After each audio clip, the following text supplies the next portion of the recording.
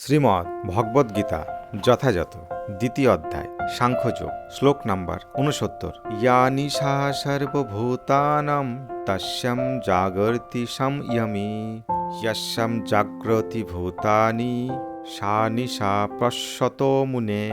শব্দার্থ ইয়া যা নিশা রাত্রি সর্ব সমস্ত ভূতানাম জীবদের তস্যম তাতে জাগর্তি জাগ্রত থাকেন সংযমী আত্মসংযমী যস্যম যাতে জাগ্রতি জাগ্রত থাকেন ভূতানি সমস্ত জীব স তা নিশা রাত্রি পশ্যত্ব তত্ত্বদর্শী মুনে মননশীল ব্যক্তির পক্ষে। অনুবাদ সমস্ত জীবের পক্ষে যা রাত্রিস্বরূপ স্থিতিপ্রজ্ঞ সেই রাত্রিতে জাগরিত থেকে আত্মবুদ্ধিনিষ্ঠ আনন্দকে সাক্ষাৎ অনুভব করেন, আর যখন সমস্ত জীবেরা জেগে থাকে তখন তত্ত্বদর্শী মুনির নিকট তা রাত্রিস্বরূপ। তাৎপর্য এই জগতে দুই রকমের বুদ্ধিমান লোক আছে।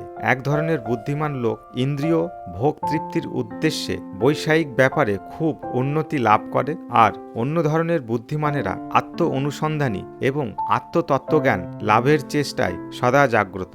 আত্ম অনুসন্ধানী সাধু বা চিন্তাশীল মানুষের কাজকর্ম জড়জাগতিক ভাবে আচ্ছন্ন।